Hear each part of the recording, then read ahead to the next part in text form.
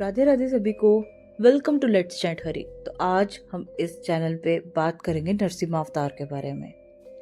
जब अत्याचार अपनी हद पार कर देता है, जब एक पिता अपने ही बेटे का दुश्मन बन जाता है, तब भगवान किसी रूप में नहीं नरसिम्हा बनकर प्रकट होते हैं। ये कहानी है भक्त प्रहलाद की और उस अवतार की जो न दिन था ना। बहुत समय पहले की बात है। धरती पर हिरण्यकशिपु नाम का एक असुर राजा था। वह बहुत शक्तिशाली था, लेकिन उससे भी ज्यादा उसका अहंकार। उसे लगता था कि इस संसार में उससे बड़ा कोई नहीं है। भगवान विष्णु से घोर नफरत। वह चाहता था कि पूरी प्रजा सिर्फ उसी की पूजा करे। अपनी शक्ति बढ़ाने के लिए हिरण्यकशिपु ने कठोर तपस्या की। वर्षों की तपस्या के बाद ब्रह्मा जी प्रकट हुए। हिरण्यकशिपु ने उनसे वरदान मांगा कि उनकी मृत्यु ना तो दिन में हो ना रात में, ना घर के भीतर हो ना बाहर हो, ना किसी अस्त्र से ना ही शस्त्र से, ना मनुष्य मारे ना पशु। ब्रह्मा जी ने वरदान दे दिया। वरदान मिलते ही उसका अहंकार और बढ़ गया और वह खुद को अमर समझने लगा। लेकिन विधि का विधान देखिए। उसी हिरण्यकशिपु के घर में एक ऐसा बालक जन्मा जिसने उसके सारे अहंकार की जड़ हिला दी। उस बालक का नाम था प्रहलाद। प्रहलाद बचपन से ही भगवान श्री हरि विष्णु का परम भक्त था। वह हर समय नारायण नारायण नारायण जपता रहता था। कहा जाता है कि गर्भ में रहते हुए ही नारद मुनि के उपदेशों से उसके मन में भक्ति बस गई थी। जब प्रहलाद बड़ा होने लगा तो हिरण्यकशिपु को यह बात चुभने लगी कि उसका बेटा विष्णु का नाम लेता है।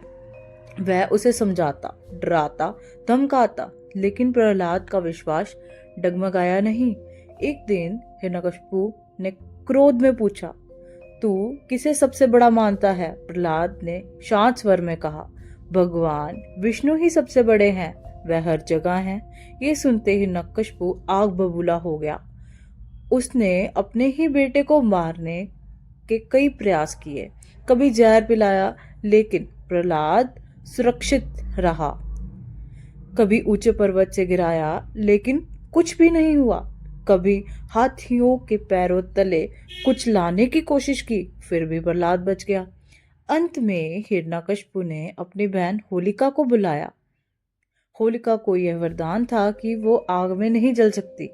योजना बनाई गई कि होलिका प्रहलाद को गोद में लेकर अग्नि में बैठ जाएगी, आग जलाएगी। लपटें उठी, लेकिन उल्टा हुआ। होलिका जल गई और प्रहलाद अग्नि में भी सुरक्षित रहा। ये देखकर पूरी प्रजा चकित रह गई, लेकिन हिरण्यकशिपु का अहंकार तब भी नहीं टूटा। एक दिन क्रोध में आकर हिरण्यकशिपु ने प्रहलाद से कहा, अगर तेरा भगवान हर जगह है तो क्या इस खंबे में भी है? प्रहलाद बिना डरे बोलता है, हाँ पिताजी, वह इस खंबे में भी है। हिरण्यकशिपु ने जैसे ही खंबे पर प्रहार किया, पूरा महल कांप उठा। वह खंबा फट गया और उसमें से भयंकर गर्जना के साथ भगवान नरसिंह प्रकट हुए। ना वह पूर्ण मनुष्य थे, ना पूर्ण पशु। उनका स्वरूप अत्यंत उग्र था। वह समय संध्या का था, ना दिन का ना रात का। भगवान नरसिंह ने हिरण्यकशिपु को महल के द्वार पर पकड़ा, अपनी जंघा पर रखा।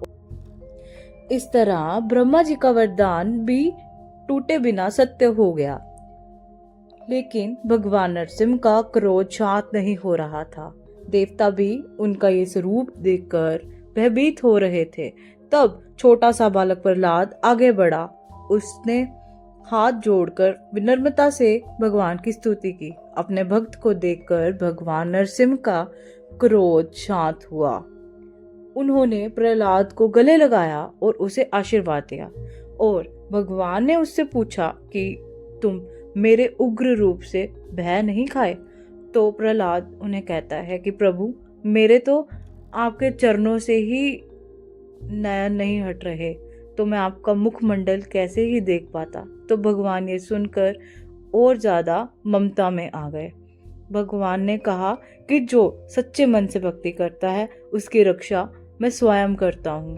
प्रहलाद ने अपने पिता के लिए क्षमा मांगी, ये दिखाते हुए कि सच्ची भक्ति में अहंकार नहीं होता, केवल करुणा होती है।